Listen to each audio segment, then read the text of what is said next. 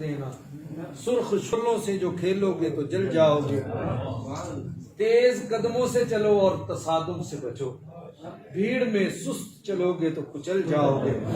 میرے واجب الاحترام توحید و سنت کے پروانوں، متوالوں، جھنگوی کے دیوانوں، باہر بیٹھ کر ہم غم زدہ، افسردہ، پریشان اور فکر مند تھے۔ آج چوتھا دن تھا کہ جنگ آیا ہوا ہوں، جس کے پاس گیا ہر کسی نے سینے سے لگایا، کسی نے ماتھا چوما، اور ہر کسی کی زبان سے ہمارے لیے یہی لفظ تھے کہ حق نواز کی جو جماعت ہے، ہم نے اس وقت بھی اس کا ساتھ دیا اور آج بھی مولانا اورنگزیب صاحب اور ان کی کابینہ نے جو فیصلہ کیا ہے ہم سب اس کے ساتھ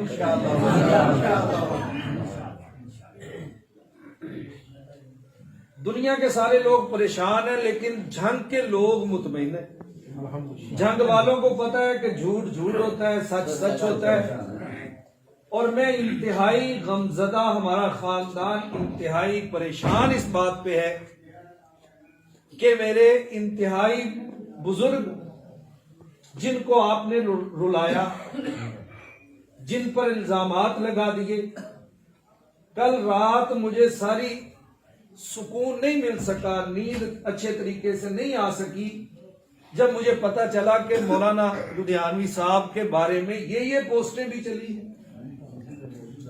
اور سمجھیے اس بات کو، سمجھیے دشمن کو، جو بندہ جماعت کی قیادت کے بارے میں بات کرتا ہے، اور مجھے 100% یقین ہے کہ جو غلط سلط باتیں آئیں وہ مولانا معاویہ صاحب نے نہیں کی ہوں گی، ان شر پسندوں نے کی جو روزے اول سے انتشار پھیلانا چاہتے ہیں۔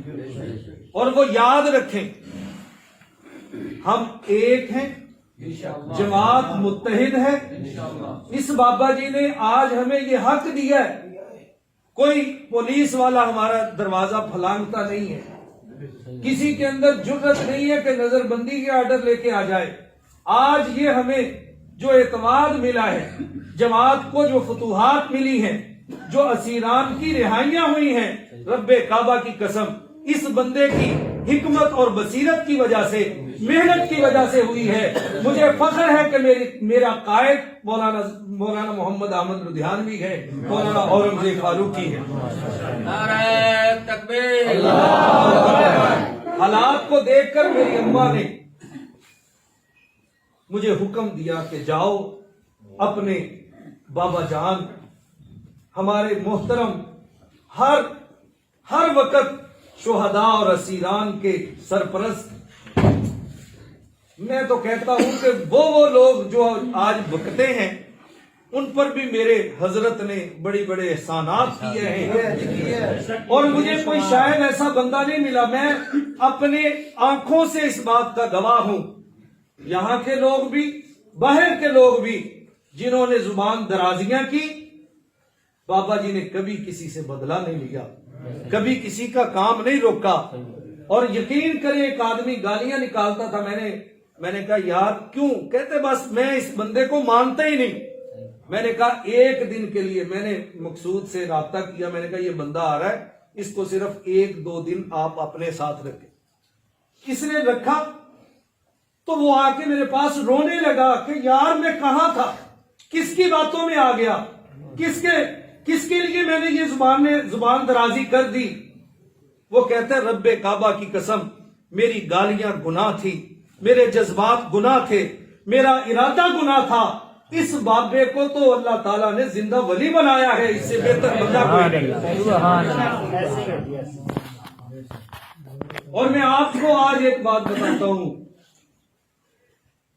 اور آپ کو بھی پتہ چل جائے، مولانا عبدالغفور ندیم شہید ہوئے، میں بھی ان کے جنازے کے لیے گیا، حضرت بھی گئے، مولانا معاویہ صاحب بھی گئے ہوئے تھے۔ فیصلہ نہیں ہو پا رہا تھا کہ مسجد صدیق اکبر میں کون جائے۔ انہوں نے فیصلہ کیا بیٹھ کے بڑوں نے کہ مولانا اورنگزیب صاحب کو یہاں پر رکھا جائے۔ قائد آباد سے 5 بسیں پٹھانوں کی اکٹھا ہو کر آ گئی کہ اورنگزیب ہم نہیں دیتے، اورنگزیب ہمارا ہے، جب یہ چھوٹا تھا اس وقت بھی، اب یہ بڑا ہو گیا تب بھی ہم اس کو نہیں چھوڑیں گے۔ حضرت صاحب پریشان، دن رات اس بات میں فکر مند کہ اس سیٹ پر کس کو بٹھایا جائے، اور ہم سب، میں ساتھ تھا، دیکھ رہے تھے کہ کوئی ایم کیو ایم کا ساتھی ہے ہمارے ساتھ محبت کرتا ہے، کوئی ادھر جا رہا ہے، کوئی ایک دوسرے کا مخالف۔ اب مسجد والوں نے کہا کہ آپ مولانا معاویہ صاحب ہمیں دے دیں۔ مولانا معاویہ صاحب سے میں نے تھوڑا سا پوچھا تو وہ بھی دل میں رکھتے تھے کہ میرے ابا کی یہ جگہ ہے تو میں آ جاؤں۔ میری زبان پہ خاک، میں نے حضرت سے عرض کی کہ حضرت چھٹا دن ہے آج، اب دن بھی پریشان ہے، رات بھی پریشان ہے، صبح بھی پریشان ہے، ہر وقت پریشان۔ وہ چاہتے ہیں کہ مولانا معاویہ صاحب یہاں آ جائیں، معاویہ صاحب چاہتے ہیں کہ میں آ جاؤں، وہ راضی ہیں، آپ ان کو ادھر بھیج دیں، آپ ان کو ادھر بھیج دیں۔ میری زبان سے گندا لفظ یہ نکلا کہ چلو جنگ میں اگر یہ آپ کو پریشان کرنا چاہتا ہے وہ بھی نہ ہوگا۔ اس بابا جی، اللہ تعالیٰ ان کی عمر دراز کرے، ان کی آنکھیں سرخ ہو گئیں، عربی میں کہتے ہیں کہ سرخ غصہ۔ مجھے اتنی غصے سے انہوں نے دیکھا کہ میں ڈر گیا۔ کہتا کہ میں اپنے راستے کو صاف کروانے کے لیے اپنے بیٹے کو مروا دوں؟ تمہیں نہیں پتا خون کی ہولی کھیلی جا رہی ہے، سازشیں ہو رہی ہیں، اپنے بھی دشمن ہیں، بیگانے بھی دشمن ہیں، یہ یہاں رہے گا، اس نے 2 ماہ سے زیادہ وقت نہیں گزارنا، میں اپنے راستے کی رکاوٹ سمجھ کر اس کو مروا نہیں سکتا، تو نے یہ جرت کیسے کی؟ یہ مجھے لفظ کہہ دیا۔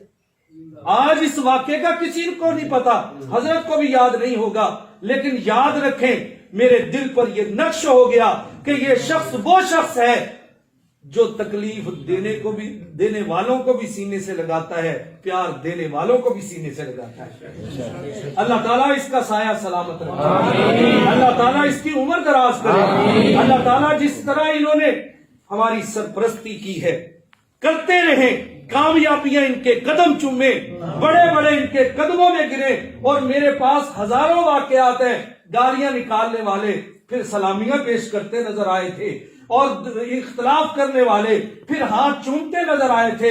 میں عام بندوں کی نہیں بات کرتا، بڑے بڑے علماء، بڑے بڑے اختلاف کرنے والے، جب ان کی فتوحات کو دیکھا، ان کی اقدار کو دیکھا، میرے ماموں جان بہت بڑے افسر تھے، یہ بھی جانتے ہیں، بڑے عرصے سے جانتے ہیں، وہ کہتے ہیں کہ تم بچ گئے، تمہاری جماعت بچ گئی، تمہارے بندے بچ گئے اس بندے کی بصیرت کی وجہ سے، ورنہ لاشوں کے ڈھیر لگتے۔